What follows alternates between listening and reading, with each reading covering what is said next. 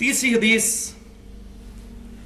राज़दार रसूल सैयदुना हुज़ैफ़ा इब्न यमान रज़ियल्लाहु ताला अन्हु से है, जिनको नबी सल्लल्लाहु अलैहि वसल्लम ने मुनाफिकीन के नाम बताए हुए थे। लाडले सहाबी, वो कहते हैं मैं नबी सल्लल्लाहु अलैहि वसल्लम को मिलने गया।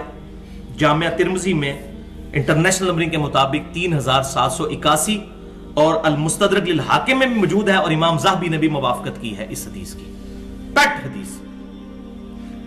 वो कहते हैं मैं नबी सल्लल्लाहु अलैहि वसल्लम को मिलने गया तो आप सल्लल्लाहु अलैहि वसल्लम मगरिब की नमाज पढ़ रहे थे। फिर मगरिब से इशा तक आप सल्लल्लाहु अलैहि वसल्लम नवाफिल में ही मशगूल रहे, मैं अपनी बात नहीं कर सका।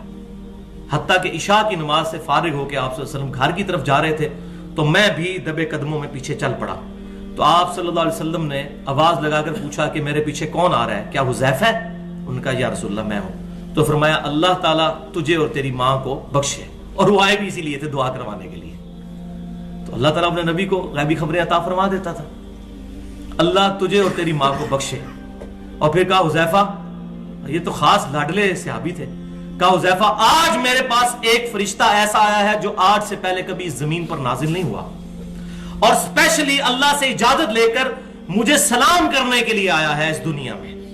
अब देख लें, इस कायनात में नबी वसल्लम की मुबारक जात पूरी कायनात के फरिश्तों का भी महवर है, अल्हम्दुलिल्लाह। तो उन्होंने कहा मैं नबी वसल्लम को सलाम कर रहा हूं, जमीन पर यह फरिश्ता पहले कभी नहीं उतरा, उसने मुझे सलाम किया और मुझे एक खबर दी है बड़ी अहम, कि हसन और हुसैन जन्नती नौजवानों के सरदार हैं और मेरी बेटी फातिमा जन्नती औरतों की सरदार है, अल्हम्दुलिल्लाह। और ये जो हिस्सा है कि फातिमा जन्नती औरतों की सरदार है, ये सही बुखारी में भी है और सही मुस्लिम में भी है। वो मशहूर हदीस जो नबी सल्लल्लाहु अलैहि वसल्लम ने अपनी वफात से कुछ अरसा पहले सैयदा फातिमा के कानों में एक बात कही तो वो रो पड़ी, और फिर एक बात कही तो हंस पड़ी। तो बाद में उन्होंने बताया कि नबी सल्लल्लाहु अलैहि वसल्लम ने मुझे कहा था कि मेरी वफात का वक्त करीब आ रहा है, तो मैं रो पड़ी। और फिर आप सल्लल्लाहु अलैहि वसल्लम ने मुझे बिशारत दी कि तुम जन्नती औरतों की सरदार हो, और मेरे बाद सबसे पहले अहले बैत में से तुम मुझे मिलोगी। और 6 महीने के बाद सैयदा फातिमा का इंतकाल हो गया, 20 साल की उम्र में, हार्डली 20 साल उम्र थी सैयदा फातिमा की जब उनकी वफात हुई, रज़ियल्लाहु ताला अन्हुम अजमईन। तो भाइयों, ये जो टाइटल मिला जन्नती नौजवानों का सरदार और फातिमा रज़ियल्लाहु ताला अन्हा को जन्नती औरतों की सरदार, ये कोई खानदानी बेस पे नहीं है। कुरान पाक में है सूरतुल हुजरात में, इन्ना अक्रमकुम इंदल्लाहि अतकाकुम, अल्लाह के हुजूर तुम में से सबसे बेहतर जो है, सबसे बुलंदतर इज्जत वाला वो है जो तकवे की बुनियाद पर इज्जत वाला है।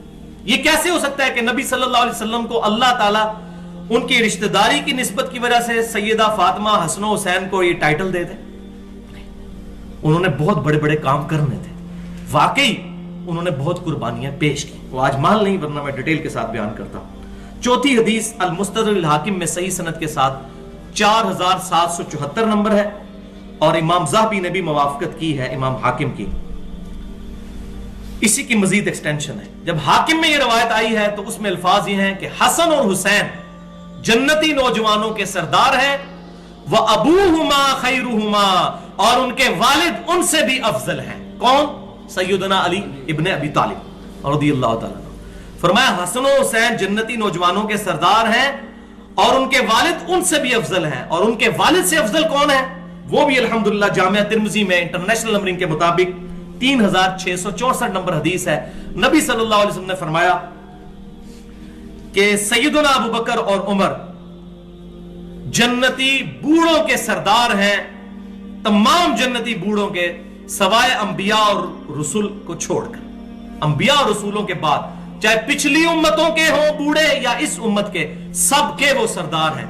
बूढ़े से मुराद ये कि जो दुनिया में बुढ़ापे से चले गए। तो सैयदना हसन हुसैन जन्नती नौजवानों के सरदार हैं, उन लोगों के जो दुनिया में जवानी की हालत में फौत हुए, वरना जन्नत में तो सारे जवान होंगे 30 साल की उम्र के। दुनिया से जो गए तो आप कभी भी मोहमल बात नहीं करेंगे। तो इसकी तत्बीक ऑप्टिमल सोल्यूशन ये बनता है कि जो दुनिया से जवानी की हालत में गए उनके सरदार सैयदना हसन और हुसैन, और बूढ़ों के सरदार सैयदना अबू बकर और उमर। तो तमाम जवानों से फिर अफजल हसन हुसैन, और उनसे अफजल सैयदना अबू बकर सैयदना अली, और फिर उनसे अफजल सैयदना अबू बकर और उमर रज़ियल्लाहु ताला। और सैयदना मौला अली रज़ियल्लाहु ताला अन्हु, मौला का मतलब मुश्किल कुशा नहीं, दिली महबूब।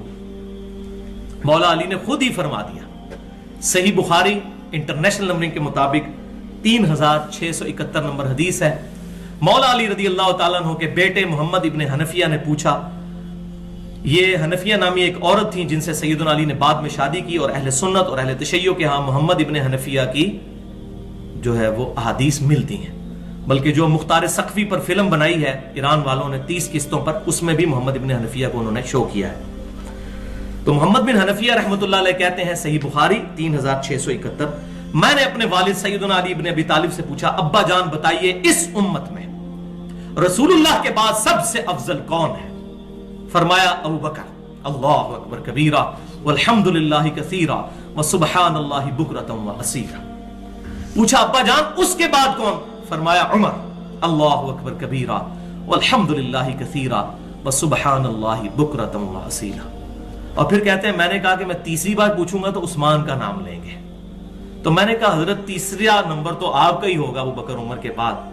तो उन्होंने कहा कि मैं तो आम मुसलमानों में से एक मुसलमान हूं। अल्लाहु अकबर कबीरा वल्हम्दुलिल्लाहि कसीरा व सुब्हानल्लाहि बुकरतम व असीला। कुर्बान इस आजिज़ी के।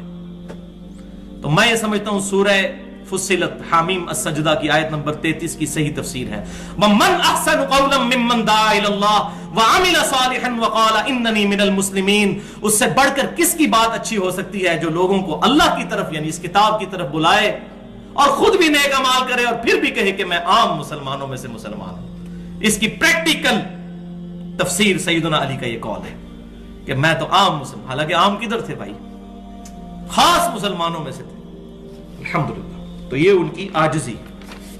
पांचवी हदीस जामिया तिर्मिज़ी में इंटरनेशनल नंबर के मुताबिक 3759 769 3769, मुस्लिम इमाम अहमद में भी है। नबी सल्लल्लाहु अलैहि वसल्लम ने सैयदना हसन और हुसैन को अपने सीने से लगाया और फिर अल्लाह के हुजूर कहा कि ऐ अल्लाह ये दोनों मेरे बेटे और नवासे हैं, ऐ अल्लाह मैं इन दोनों से मोहब्बत करता हूं, तू भी इनसे मोहब्बत कर, और जो इन दोनों से मोहब्बत करे उनसे भी तू मोहब्बत कर ऐ अल्लाह। अल्लाहु अकबर कबीरा। तो भाइयों यहां पर मैं भी ये कहता हूं और हम भी इस अहद की तजदीद करें कि अल्हम्दुलिल्लाह हम तमाम सहाबा इकराम अलैहिम रिदवान अहले बैत खुसूसन सैयदना हसन हुसैन और उनके वालिद के साथ मोहब्बत करते हैं। अल्लाह ताला क़यामत वाले दिन हमें उनके साथ महशूर फरमाए, आमीन।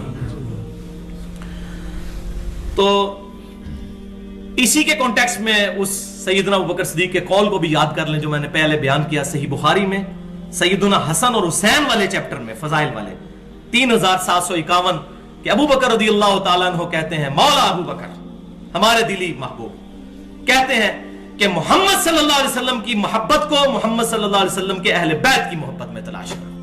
देख लें अल्हम्दुलिल्लाह। छठी हदीस जामिया तिर्मिज़ी में, सुन नबी दाऊद में और सुन निसाई में मौजूद है।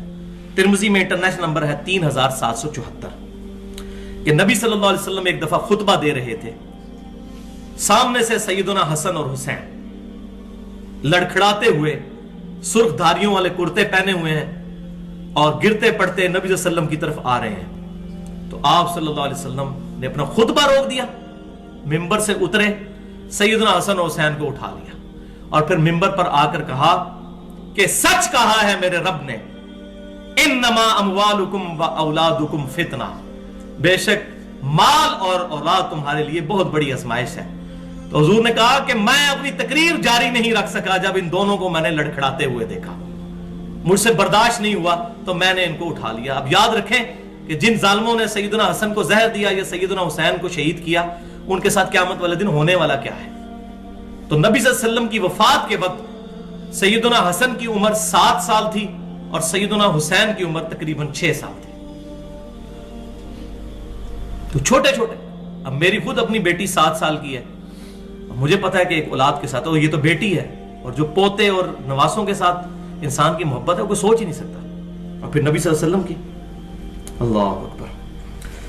7वीं हदीस सुनन निसाई में इंटरनेशनल नंबरिंग के मुताबिक 1142 कि नबी सल्लल्लाहु अलैहि वसल्लम नमाज पढ़ा रहे थे। इसी दौरान सैयदना हसन और हुसैन नबी सल्लल्लाहु अलैहि वसल्लम के ऊपर चढ़ गए। जब आप सजदे में गए तो वो आप सल्लल्लाहु अलैहि वसल्लम के ऊपर चढ़ गए। फिर आप सल्लल्लाहु अलैहि वसल्लम ने सजदा बड़ा लंबा कर दिया। صحابہ کرام علیہم رضوان کہتے ہیں کہ ہم سمجھے کہ شاید نبی صلی اللہ علیہ وسلم پر کوئی وحی نازل ہوئی ہے جس کی وجہ سے آپ صلی اللہ علیہ وسلم سجدے میں طویل سجدہ کر رہے ہیں. نماز پڑھ کر فارغ ہوئے تو آپ صلی اللہ علیہ وسلم نے فرمایا کہ میں نے سجدہ طویل اس لیے کیا کہ حسن و حسین میرے اوپر چڑھ گئے تھے، تو میں نے یہ گوارا نہیں کیا کہ میں ان کے اس معاملے میں خلل کروں، تو جتنی دیر وہ بیٹھنا چاہتے ہیں میری کمر پر بیٹھ جائیں. الحمدللہ. یہ آپ ٹائٹل دیکھ لیں، بنو امیہ کے لونڈوں کی کیا حیثیت ہے حسن و حسین کے مقابلے میں. ان کے فضائل یہ سعودی عرب سے تنخواہیں لے لے کر سنا رہے ہیں تاکہ سعودی عرب کی ملوکیت کو سیو کریں، بدماش حکمرانوں کو ان کو سیو کریں.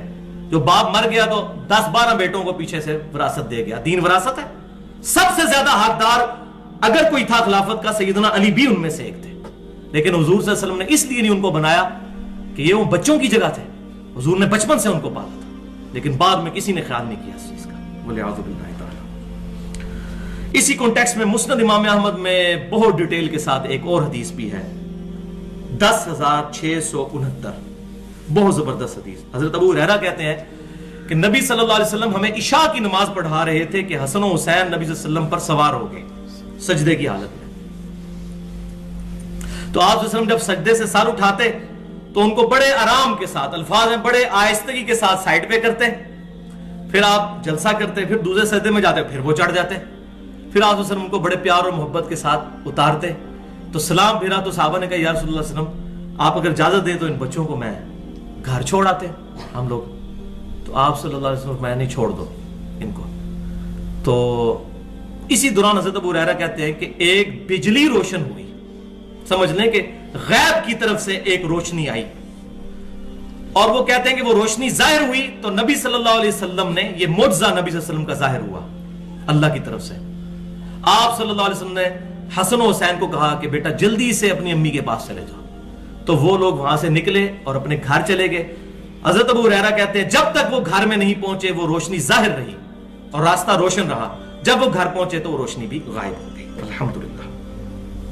8ویں حدیث مسند امام احمد میں بھی اور المستدرک للحاکم میں بھی صحیح سند کے ساتھ امام ذہبی نے بھی موافقت کی ہے کہ نبی صلی اللہ علیہ وسلم نے فرمایا جس نے حسن و حسین کے ساتھ محبت کی اس نے میرے ساتھ محبت کی، اور جس نے حسن و حسین کے ساتھ بغض رکھا اس نے میرے ساتھ بغض رکھا.